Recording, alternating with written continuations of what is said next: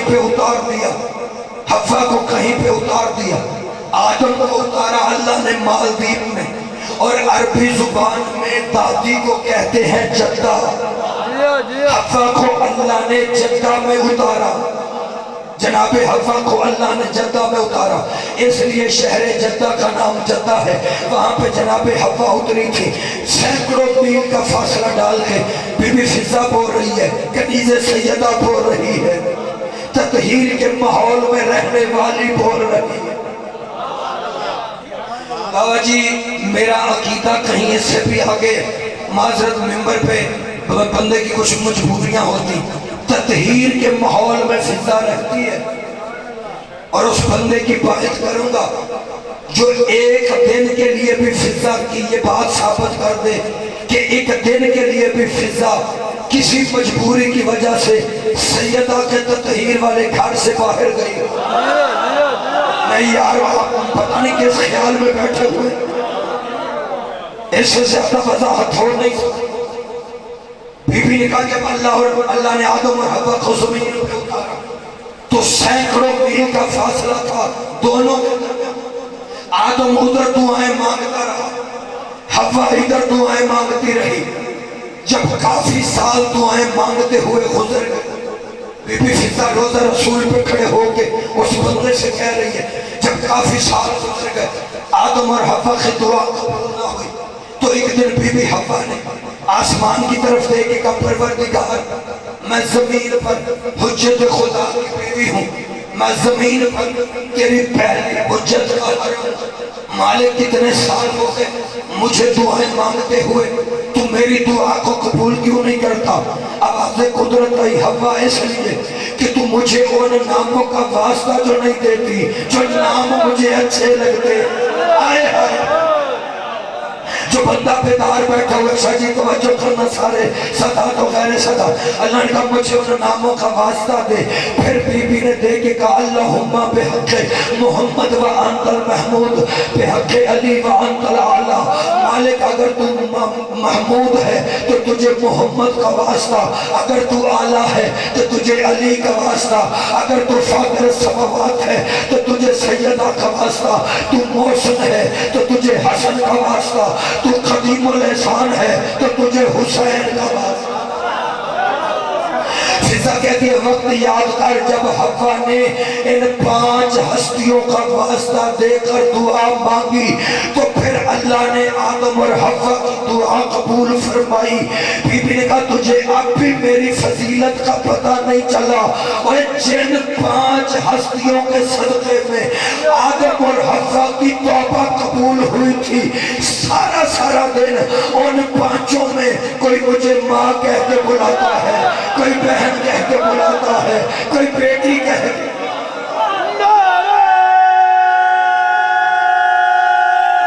مل کے سارے کلیجے کی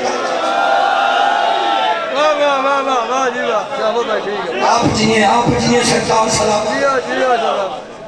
یہ فضا کی فضیلت ہے جن کے صدقے آدم اور حوا کی دعائیں ان میں سارا دن کوئی ماں کہتا ہے، کوئی بہن کہتا ہے، کوئی بیٹی کہتا ہے، کیا کہنے فضا تیرے نصیب کی۔ فضا بھی ہر روز 5 روٹیاں تیار کی۔ میں نے انشاءاللہ علامہ صاحب کے بعد بھی مجلس پڑھنی ہے، بالکل تو میں ابھی بڑی جلدی آپ کو آخری نتیجہ سنا کے چند منٹ ذکر مصاحبے ہوگا۔ پہلے دن بی بی فضا نے 5 روٹیاں تیار کی۔ بات میری بھول تو نہیں گئی؟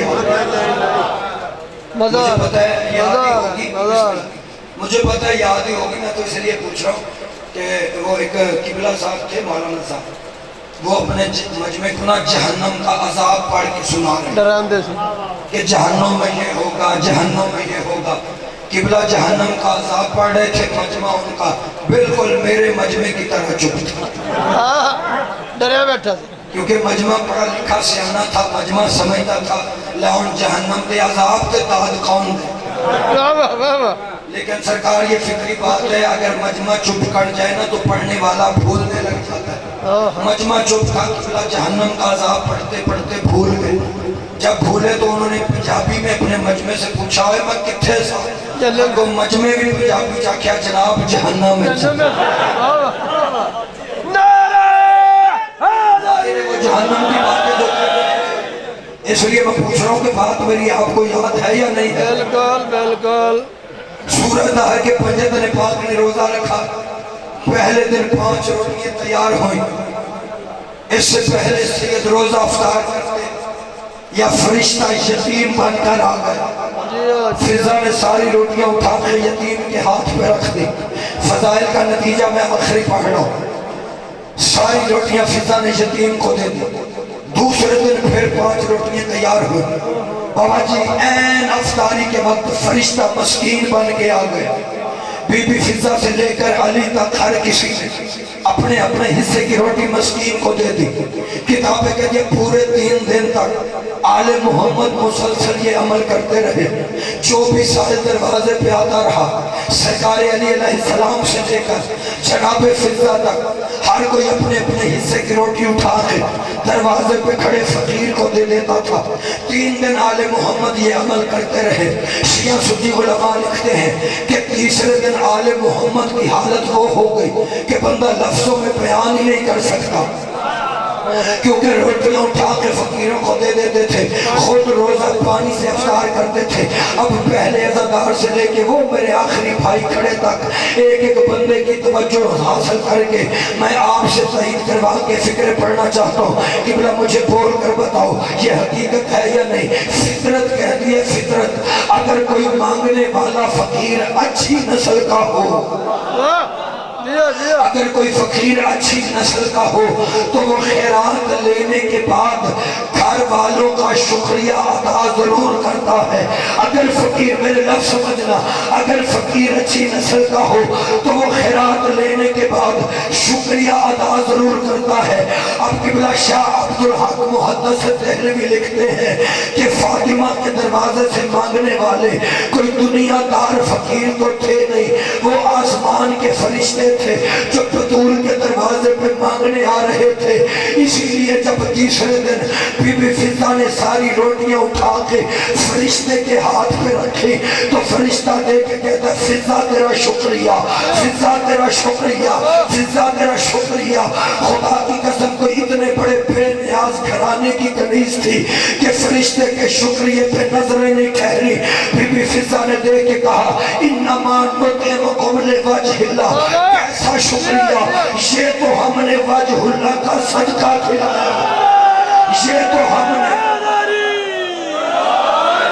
انما نطعمکم، سورہ دہر کی آیت ہے، انما نطعمکم لوجہ اللہ، یہ تو ہم نے وجہ اللہ کا صدقہ کھلایا ہے، لا نرید منکم جزاء ولا شکورا، وگرنہ نہ مجھے تجھ سے کوئی جزا چاہیے نہ تیرا شکریہ چاہیے، نہ جزا چاہیے نہ تیرا شکریہ۔ اتنے لفظ کہہ کے بی بی واپس پلٹی، ابھی چند قدم پر گئی تھی، قرآن گواہ ہے، بی بی چند قدم پر گئی یا براہ راست اللہ کی آواز آئی میری فاطمہ کی کنیز فضا، اگر میرے فرشتے کا شکریہ تمہارے شایان شان نہیں، وَقَانَ سَعْيُكُمْ مَشْكُورًا، پھر میں اللہ تمہارا شکریہ۔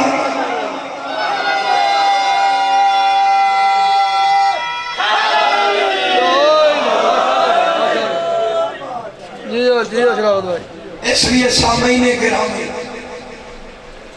کوشش کرنا کوئی اور راضی ہو یا نہ ہو، اگر اللہ نے تجھے زندگی عطا فرمائی ہے تو کوشش کرنا تجھ سے رسول کی بیٹی راضی ہو جائے۔ اس لیے کہ جس بندے کے دل میں بطول کی محبت ہوگی نا، جہنم کی آگ اس پہ حرام ہے۔ علماء سے پوچھو فاطمہ زہرا کا مطلب کیا ہے؟ جہنم کی آگ سے چھڑانے والا۔ جس بندے کے دل میں آل رسول کی محبت ہوگی اس کی بخشش کرتا ہے۔ اور اس کی دلیل یہ ہے، کون مسلمان میرا بھائی ایسا ہے جسے پتہ نہ ہو کہ حور کا مقدر بدل کیسے گیا تھا؟ خدا کی قسم کبھی آپ نے سوچا ہے کہ اتنے بڑے لشکر میں لاکھوں کی فوج ایک اور جنتی کیوں ہوا؟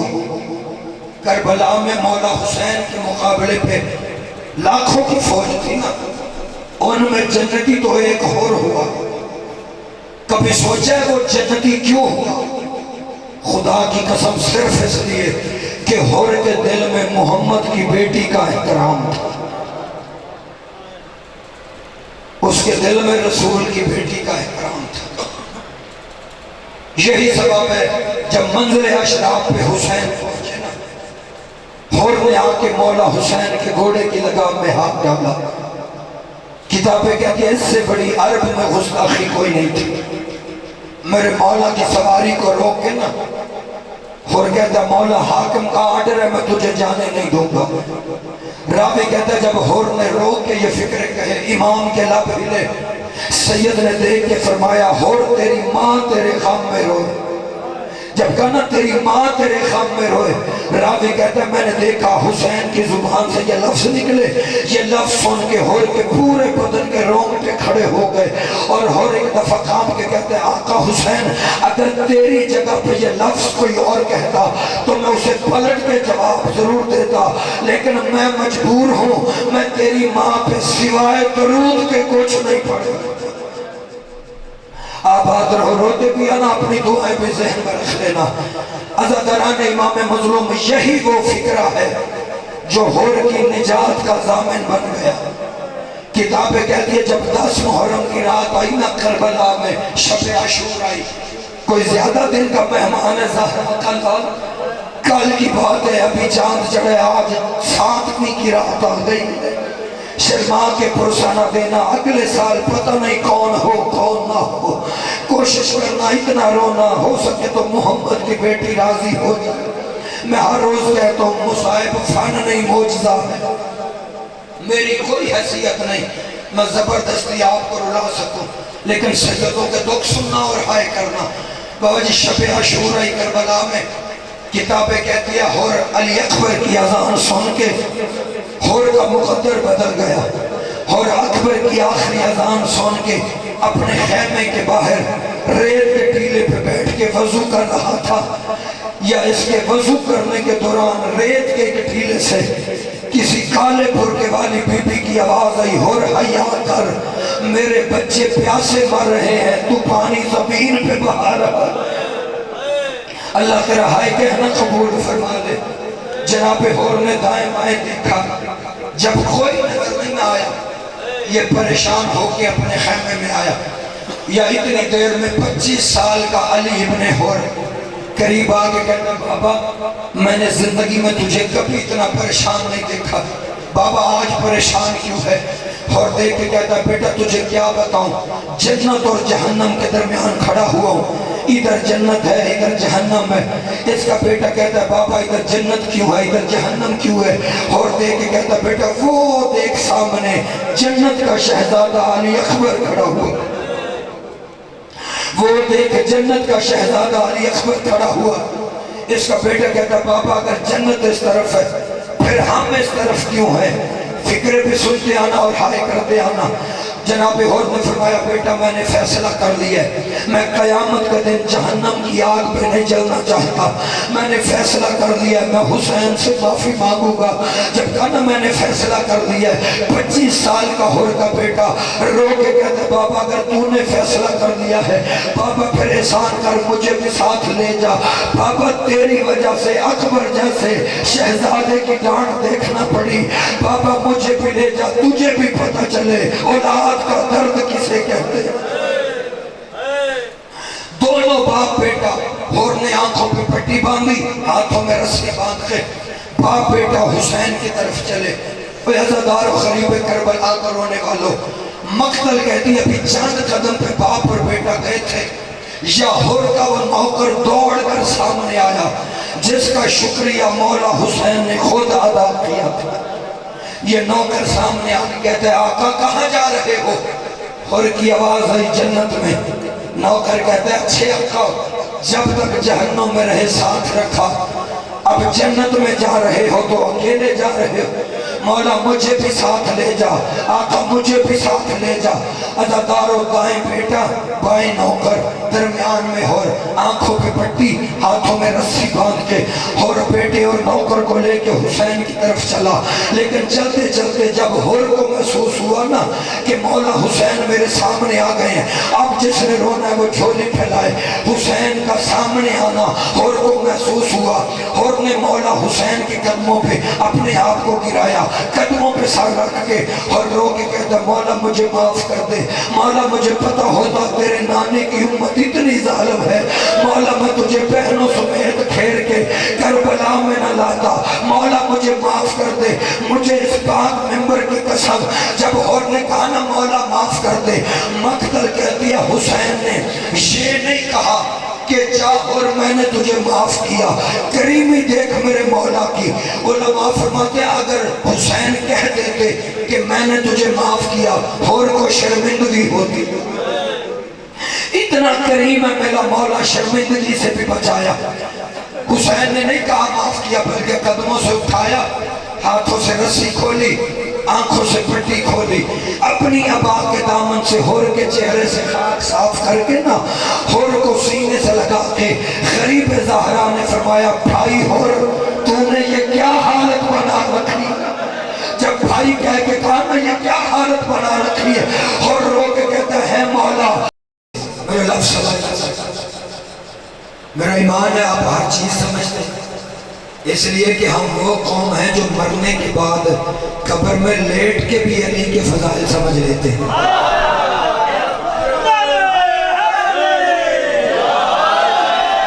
لیکن حسرت رہ گئی، ساری زندگی ہمیں بندے کہتے ہیں علی کون سا اتنا ضروری ہے۔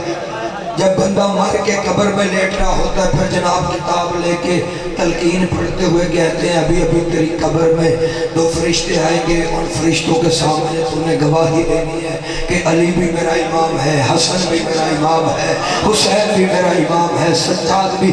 شاید اب مرنے والے کو اللہ کی طرف سے حکم نہیں ہوتا، وگرنہ وہ اوپر والے بندے کا گریبان پکڑ کے پوچھتا کہ زندگی میں ایک کی گواہی نہیں دینے دیتا تھا، قبر میں پورے 12 کی کیوں دلوا رہا ہے؟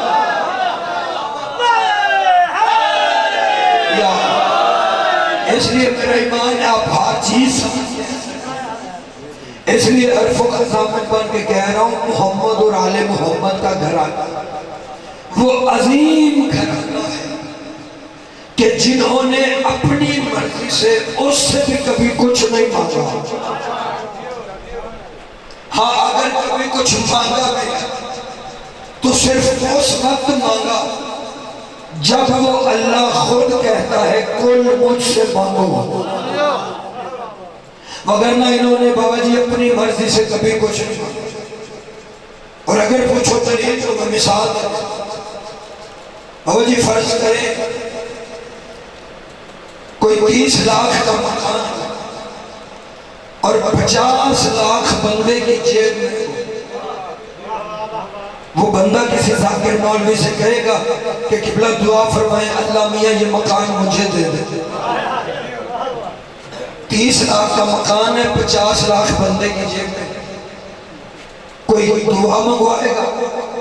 بلکہ دعا وہ منگوائے گا جس کے پاس 30 لاکھ پورے نہیں ہوں گے، لیکن جس کے پاس پہلے ہی 20 لاکھ زیادہ ہوں، پھر اسے ضرورت ہی کیا ہے کہ وہ دعائیں منگواتا پھرے۔ اس کا مطلب ہے یہ بات کنفرم ہو گئی کہ مانگتا وہ ہے جس کے پاس پرچیزنگ پاور نہ ہو، مانگتا وہ ہے جس میں خریدنے کی طاقت نہ ہو، مانگتا وہ ہے جو خرید نہ سکے۔ تو پھر مسلمانوں گھر جا کر سوچنا، جو نیند کے بدلے مرضیاں خرید لے، جو انگوٹھی کے بدلے ولایت خرید لے، جو ضرورت کے بدلے عبادت خرید لے، جو روٹیوں کے بدلے جنت خرید لے، پھر انہیں مانگنے کی ضرورت نہیں پڑے۔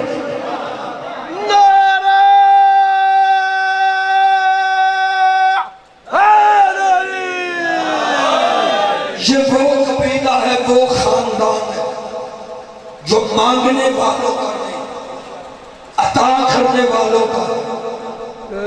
گھر جا کے قرآن پڑھنا، یہ میں اپنے پاس سے نہیں کہہ رہا، سورہ دہر کی آیت خدا فرماتا ہے بسم اللہ الرحمن الرحیم وَيُطْعِمُونَ الطَّعَامَ عَلَىٰ حُبِّهِ مِسْكِينًا وَيَتِيمًا وَأَسِيرًا۔ خدا فرماتا ان کے دروازے پر کبھی یتیم آ جاتا ہے، کبھی مسکین آ جاتا ہے، کبھی اسیر آ جاتا ہے۔ اب مذہب اپنے رکھو، مسلک اپنے رکھو، کم از کم علماء دین سے اتنا تو پوچھو کہ وہ دروازہ کن کا تھا جن کے دروازے سے فرشتے مانگ رہے تھے؟ وہ دروازہ تھا جناب سیدہ اور فرشتے بی بی فاطمہ سلام اللہ علیہا کے دروازے سے مانگ کر زمانے کو سبق دے رہے تھے۔ اے زمانے والوں ان سے مانگا کرو، کیونکہ ان سے مانگنا بدعت نہیں، آسمان والوں کی سنت ہے۔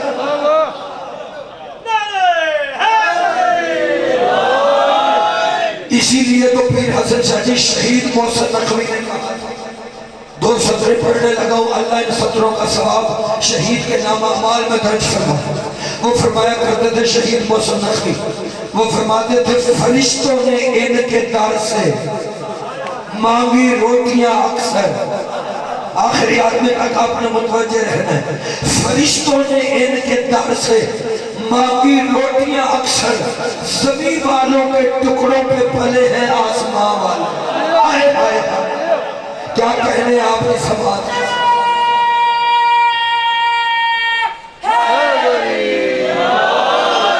لیکن کاش اللہ دنیا کو بھی اس بات کی توفیق دیتا کہ دنیا والے بھی اپنے بچوں کو آل محمد کے گھر کی کہانی سناتے کہ سورہ دہر کے پہلے پاک نے روزہ رکھا،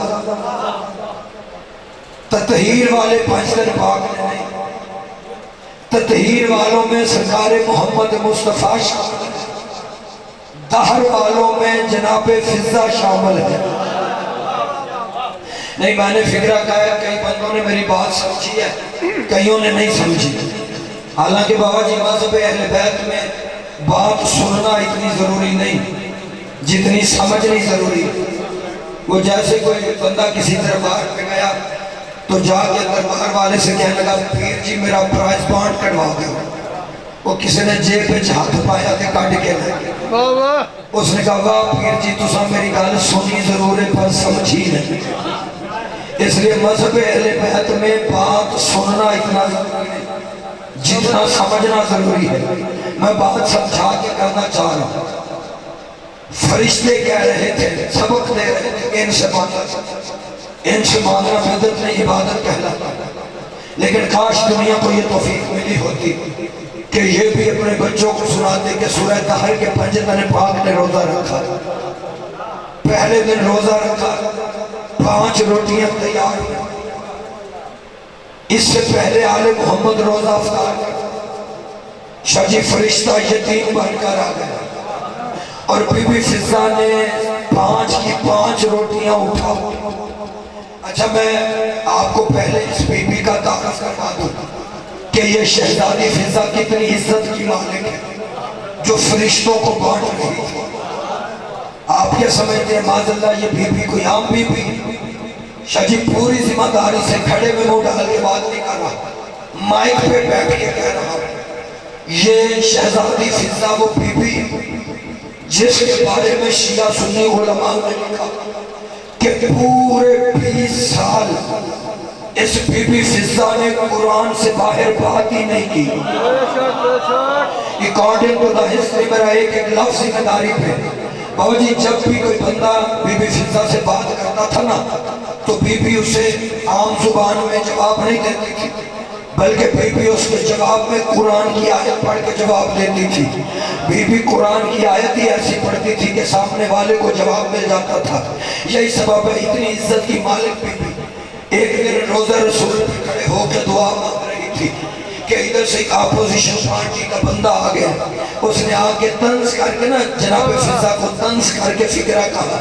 اس نے کہا فضہ تجھے بڑا مان ہے، تجھے بڑا فخر ہے کہ تو سیدوں کی کنیز ہے، فضہ تو بڑا فخر کرتی ہے کہ تو جناب سیدہ کی کنیز ہے۔ اس بندے نے طنز کر کے کہا، طنز کر کے اس نے کہا فضہ تجھے پتہ ہے کہ تیری شہزادی فاطمہ سے معاذ اللہ عیسیٰ کی ماں مریم افضل ہے۔ یہ طنز کر کے شادی و فکرہ کہہ رہا تھا۔ خدا کی قسم اس سے بڑا مجھے آل محمد کے گھر کے فضائل کا فکرہ یاد ہی کوئی نہیں جو میں آپ کے سامنے پڑھنے لگا ہوں۔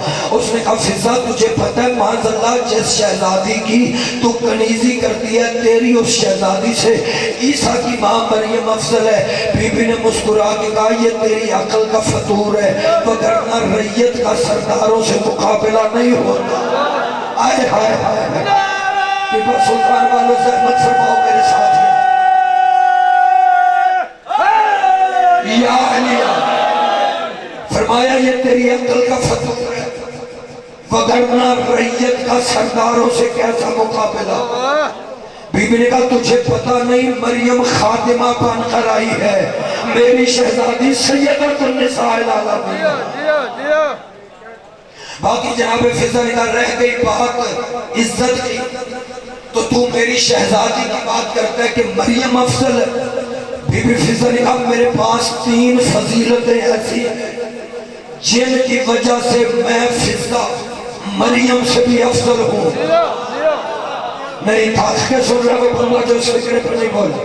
بی بی نے کہا تو میری شہزادی سیدہ کی بات کرتا ہے 3 فضیلتیں میرے پاس ایسی ہیں جن کی وجہ سے میں مریم سے بھی افضل ہوں، میں آسیہ بنت مزاحم سے بھی افضل ہوں، اور کائنات میں ہر عورت کی ماں جناب حوا سے بھی افضل ہوں۔ نہیں میں نے فکرے پڑھ دی ہیں سرکار، مجھے ان کے لیے تھوڑی وضاحت کرنی پڑے گی تب ہر بندے کو بات سمجھ آ جائے۔ فضل کا میں افضل ہوں 3 فضیلتیں میرے پاس ایسی۔ اس بندے نے ہکا بکا ہو گیا حیران ہو گیا بابا جی۔ اس نے کہا فضا میں تو سمجھتا تھا تیرے پاس میری بات کا جواب ہی نہیں ہوگا، یہ ساتھ والے بھائی کو جگانا ذرا۔ نعرہ تکبیر، نعرہ رسالہ،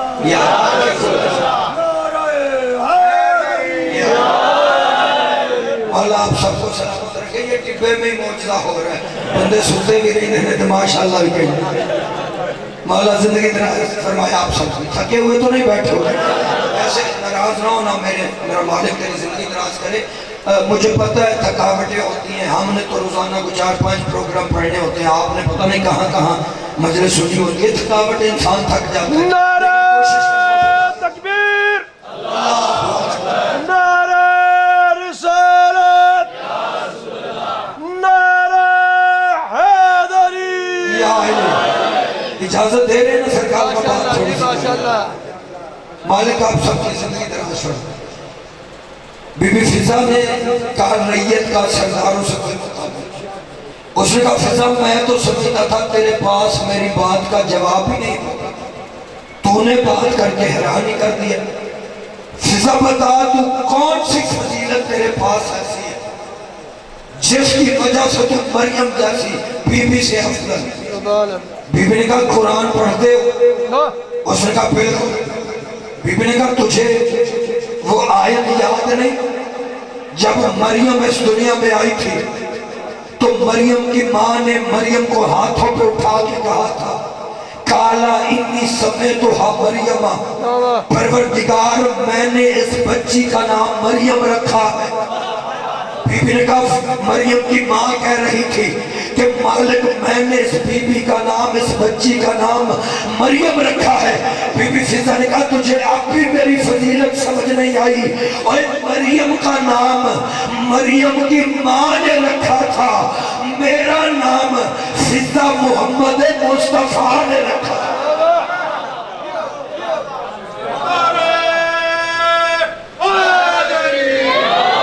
دوسرا بی بی نے کہا تم میری شہزادی کی بات کرتا ہے، ایک فضیلت میں فضا آسیہ سے بھی افضل ہوں۔ اس نے کہا فضا حد سے نہ بڑھ، تو سیدوں کی کنیز ہے تو بڑھ بڑھ کے باتیں نہ کر، بتا تو آسیہ جیسی بی بی سے کیسے افضل ہے۔ فضا تجھے پتہ ہے آسیہ بنت مزاحم عام مشہور نہیں، وہ بی بی ہے جس نے کلمہ بھی نہیں پڑھا، اور اللہ نے بی بی آسیہ کو بغیر کلمہ پڑھے قرآن میں مومنہ کہا ہے۔ اس بندے نے کہا فضہ تو آسیہ سے افضل کیسے ہو گئی؟ وہ عام مستور نہیں، اس بی بی کی گود میں اللہ کا موسیٰ جیسا جلالیوں والا نبی پلا ہے۔ بی بی نے کہا یہی تو میری فضیلت والی بات ہے، اس کی گود میں موسیٰ پلا ہے، میری گود میں حسنین پلے۔ نہیں حیران ہو کے نہیں، حیران ہو کے نہیں، سر اٹھا کے میری بات سن۔ اگلے فکرے جانے، حسین کی ماں جانے، اور حیدر شاہ جی، بابا حسن شاہ جی، جتنے سادات و غیر سادات آپ بیٹھے ہوئے، خدا کی قسم کائنات سے قیمتی سطریں ہیں اگلی جو میں آپ کو سنانا چاہتا ہوں اہل معرفت کے لیے، اہل عقیدہ سے میری بات ہے۔ بی بی فضہ نے کہا تو کہتا ہے کہ میری شہزادی سے مریم افضل ہے؟ بی بی نے کہا میرے پاس ایک ایسی خوبی ہے جس کی وجہ سے میں فضہ حوا سے بھی افضل ہوں۔ آپ کیا حیران ہو رہے ہیں جتنا وہ بندہ حیران؟ اس نے کہا فضہ میں کہہ رہا ہوں حادث سے نہ بات، ثابت کر تو حوا سے کیسے افضل؟ وہ کائنات کی ہر عورت کی ماں ہے اور تو کہہ رہی ہے میں حوا سے افضل۔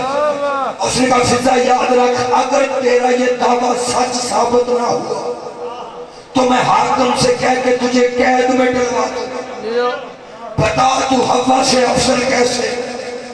بی بی نے کہا تجھے وہ وقت یاد ہے جب اللہ نے آدم اور حوا جنت سے زمین پر بھیجا تھا؟